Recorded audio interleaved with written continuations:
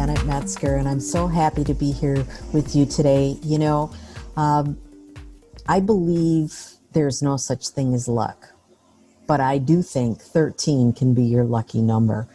There's 13 skills to master if you want to be a truly successful network marketer. And I've learned this over my many years of being in the business, having worked with the best of the best, having had tremendous mentors. So that's what we're going to do in today's podcast is we're going to talk about the 13 skills that you want to master as a network marketer. So here's skill number 1. It's about goal setting.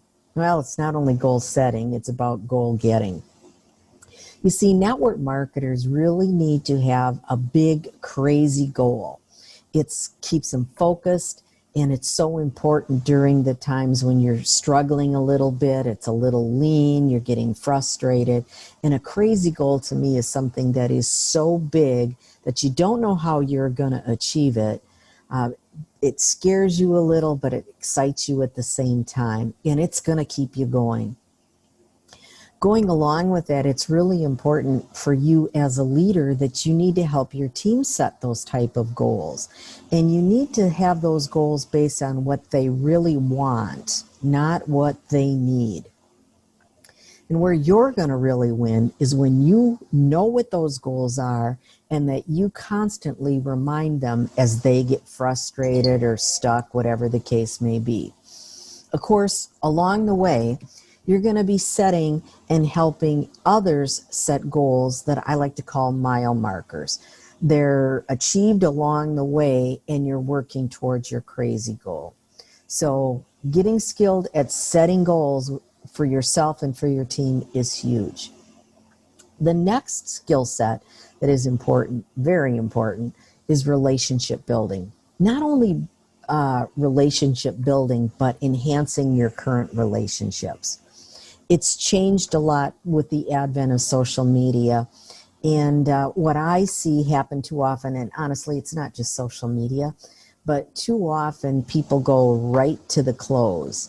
Nothing turns me off more when somebody hasn't earned a right to talk to me. That's really how I believe it. And I'm not the only person that I know that this turns off. So how do you start to develop a relationship? Well, this is something you already know, but why don't we practice it? You really need to find a common ground. You need to be genuinely interested in the person. And, my mentor, Bob Proctor, says this. I love it. He says, you need to be interesting. And if you're interested in somebody else, they're going to find you interesting. So be interested, find that common ground. Play ping pong with them. Have the conversations go back and forth. It's not a one conversation they answer and that's it. You go back and forth with the conversations. And this is going to lead you to the bridge. You're going to have to learn how to bridge to talk business, but I firmly believe that you've got to earn that right to bridge over to business. This really does include your current relationships, whether they're with customers or their team members. It's important that you check in with them periodically. Too often we forget about them. And I just want you to remember this, because my mission really is to help you to not only to grow your business by adding people, but reducing your turnover. And too often we forget about those people. And you know what? People don't quit companies or uplines. They quit you. So don't forget. Selling skills. Wow, this is a big one. And it covers so much, anywhere from prospecting to recruiting to selling a product to influencing others. There's all kinds of things. I laugh when people say, well, you're a born salesperson. Well, here's the deal. Nobody is a born salesperson. Selling is a learned skill that anybody can learn how to do. And you can learn to do it without being pushy. And the key there is you've got to be able to ask the right questions. I always say, act like you're a 3-year-old and just keep asking questions and questions, kind of peeling that onion and gaining information. You see, because what you're really trying to do is find out what their problem is. And then once you know what their problem is, you can help them to solve the problem, because that's what you're in. You are in the business of solving problems, but you got to know what those problems are, and that all involves asking the right questions. Another biggie, communication skills. You know, to me, the art of communication is really a lost art. People don't have live conversations anymore. That's not to say all of these other methods aren't wonderful, but you still have to be able to be skilled at having a live conversation. And what makes it so difficult anymore with all the different methods of communication is that there's just so many out there. There's so many ways to talk with people. And here's the thing, you have to become good at all of them. You have to become really good at all of them, because it's so important to remember that it's not how you like to communicate. It's how the people you're communicating to want to be communicated to. And that's a big mistake that many network marketers make, is that they use their preferred method of communication, not the person that they're dealing with communication. And remember, your goal is to have them hear you. So you just simply have to ask, what's your preferred method? And then you want to adapt to them. And then there's another one that you do it every day in your business, and that is presentation skills. You know, it's been said that people are more afraid of public speaking than of dying. But here's the thing. Presentations don't have to be this big ta-da. They can be a 1-to-1, 1 to 5,000, 1 to 10,000, small group, large groups. The basics are all going to be the same. What I have found when people struggle with their presentation skills, it's because they're so worried about memorizing what they're going to say. Now, you do have to practice. That I practice everything. Anytime I do a video, it's not the first time that I do it. I have practiced it. So you've got to practice it, but you don't have to memorize, because the truth of the matter is, as a network marketer, you're a storyteller. Whether it's your story or somebody else's story, people listen to stories, and it's easier to remember what you're going to say. But here's what's really important when it comes to your own personal story. You got to be really, really good at it. Really good at it, because you're the only one that has that story. And quite frankly, you have to have several different stories, because it depends on the situation. It depends on the people that you're dealing with. You can't just wing it. It has to have a beginning, a middle, and an end. There's a lot more to it, but you've got to practice these, and you've got to think of all of the different situations. And ideally, this is another area that's pretty important, is you can't have this story go on and on and on and on and on. It should be less than 2 minutes. So you got to become a really great storyteller and a great presenter. Customer service. Customer service is oftentimes ignored by distributors and network marketers, but it is a biggie for you. So I would ask you to think about, who are you serving? Who is your customer? Now, people have a tendency to think it's only somebody that is purchasing the products from you. But really and truly, you've got a long list of customers. You've got your team members, you've got your upline, and you've got your company. So you're serving all of the time. And network marketers that have this attitude do better than most, because they are in the business of serving. You know, there's that old adage, you want to treat others like you want to be treated. And that truly is what you need to do in your business. You've got to be able to do what you say that you're going to do. Don't overcommit, especially when it comes to a timeline. If you're not going to make that timeline, let them know, hey, I'm working on it. And this is something else that I find is important.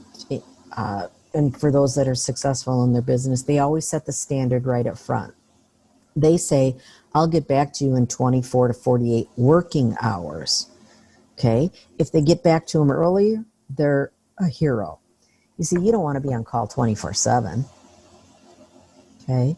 And remember this, customer service for your team members does not mean that you do it for them. It means that you help them, you show them how to do it, because at the end of the day, they really and truly want to be able to help themselves.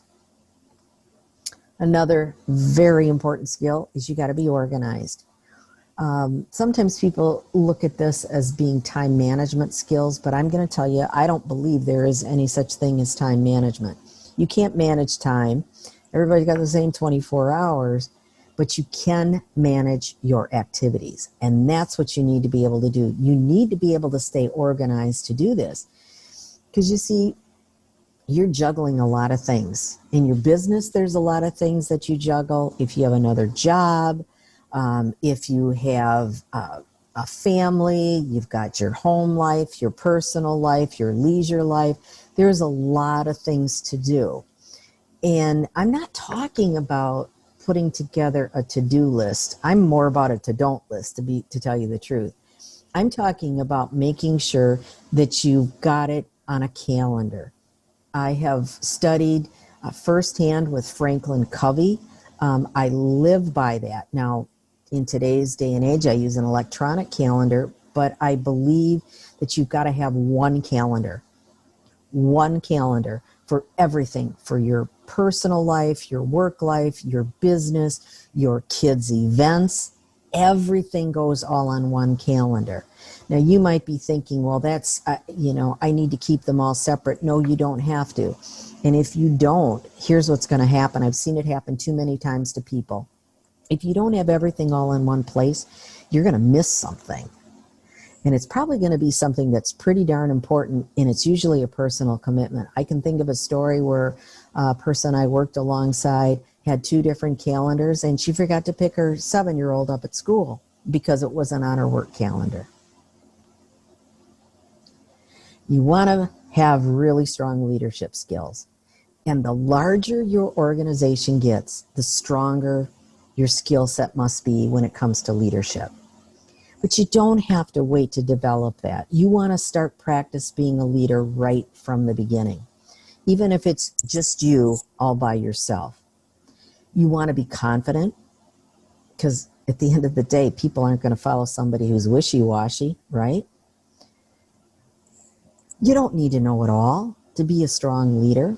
Humility is a big asset. I mean, what you need to do is you need to surround yourself with people. And here's something else that's really critical for anybody that's a really strong leader. Leaders know when to lead, and they also know when to follow. Developing leaders, developing others. This great industry, network marketing, is about the art of duplication. You want to ask yourself, are you worth duplicating? You need to make sure that you're developing your skills. And as you develop them, you can't ask somebody to do something that you haven't done yourself. So whether that's with courses, events, whatever the case may be. And this is so critical for you that you know how to develop others, because the only way you're really going to succeed in this business is when you are able to teach others how to succeed. It's just what Zig Ziglar said, the more people you help, the more you're going to be successful. And I'm paraphrasing it, but you know what I mean. You've got to be able to develop others. And you got to know this, that not everybody wants to be developed, if you will. And you've got to be okay with that. That's a skill that you've got to learn, and you've got to figure out who you're going to work with.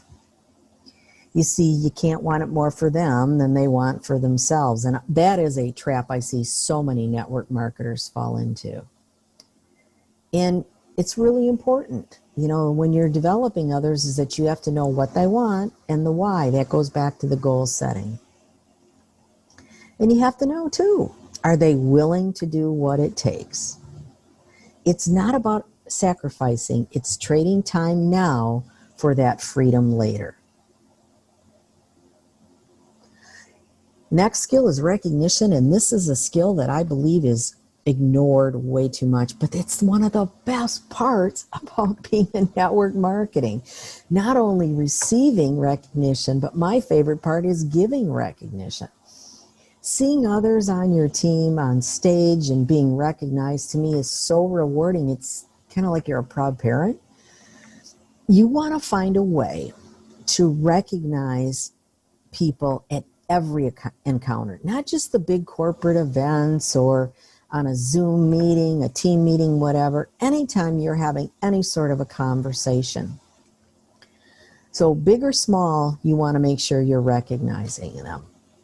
It is a big mistake. No, it's a huge mistake that many make, not only people but companies, is that they only recognize that top producer. And you can see it on people's faces. Oh, that person again. Here they come again. Okay? How do you think that makes the little guy feel? There needs to be more recognition. There's an abundance of recognition. You've got to find it, and it doesn't always have to be monetary. Sometimes it's just those little words. It's sending them a card. There are lots of different things that I teach on that. But if you don't recognize the little guy, they're feeling not good enough, and they're not going to leave. I always found that if people knew they were going to be recognized, they show up for a meeting. You just got to find something to recognize them for. There's always something. You want to make it genuine recognition, and guess what? That's going to make them want to rise to the top to get the stage recognition. But recognize. Recognize them as they climb their way to the top. You got to be a critical thinker. You've got to have good critical thinking and decision-making skills. Again, goes back to not being wishy-washy. You know, you're making these decisions all day long. Some of those are really big decisions, but most of them are really kind of small. You've got the income generating activities that you're doing. You've got non-income generating activities. Quite frankly, you just can't do it all. So you got to decide what you're going to do. You're going to have to decide on what investments you need to make for your business, whether it be monetary or it be time. A critical mistake that many business owners make is that they just can't make up their mind. They're so afraid that they're going to make a mistake. Well, I'm going to tell you right now, you are going to make a mistake. But as you progress, you're going to learn how to pivot, and you're going to learn from that. Okay, you can't worry about what you did before. Now you got to look forward. You've got to learn how to pivot. And here's a trick. Most people don't believe this, but this is absolutely true. The most successful people in business, including network marketers, make a decision, and they make it fast. They really make it fast. The worst mistake you can make is to not make a decision. You don't want to get analysis paralysis, because quite frankly, all you're doing is procrastinating. And it feels good to make a decision. Whether it's the right one or the wrong one, you've made a decision. Financial management. Let's see, you are running a business. And it all really starts with a budget. No matter how big your business is, you should have a budget. You should know what your fixed costs are each month, whether it be your internet, website, whatever it is. But you should know what your fixed costs are every month. You need to know what you need to earn to cover those costs. Quite frankly, I strive to do this in the first week of the month. I want to get it out of the way.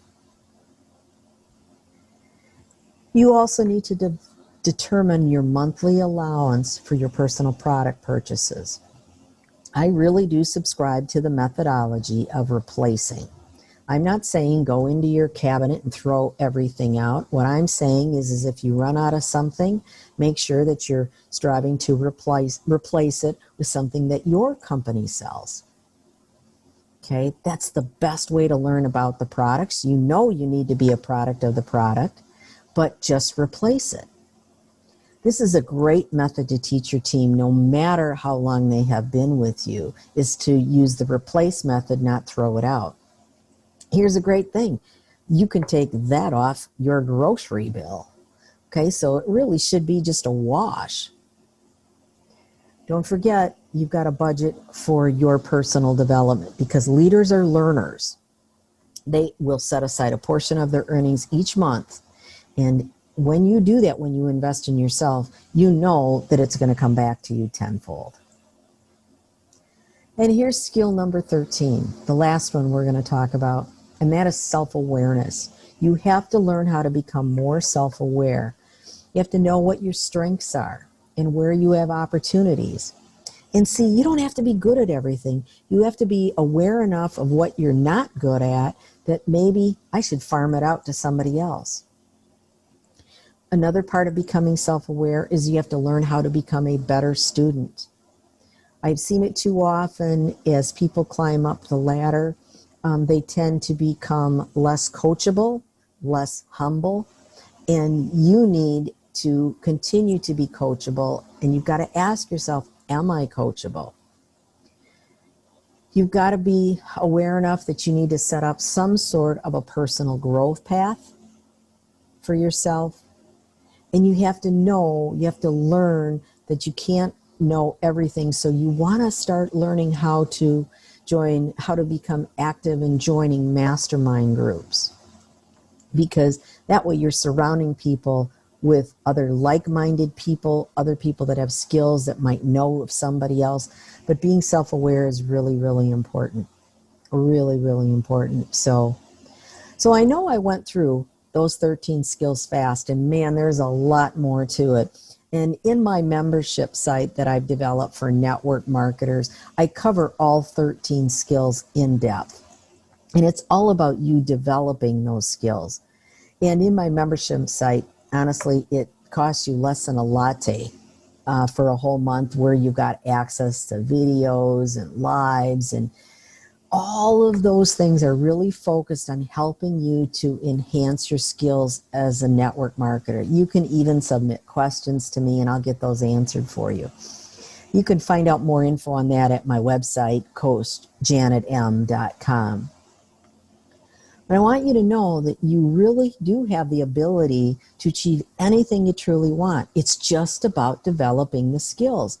You've just got to become more professional at what you do. You know, when people say, well, anybody can do network marketing. Oh, yes, they can, but not everybody can do it well. They can if they have the skills. And when you combine having these polished skills and the will and the desire to succeed, there is no stopping you. So I want to thank you for joining me today, and I look forward to seeing you in the next episode.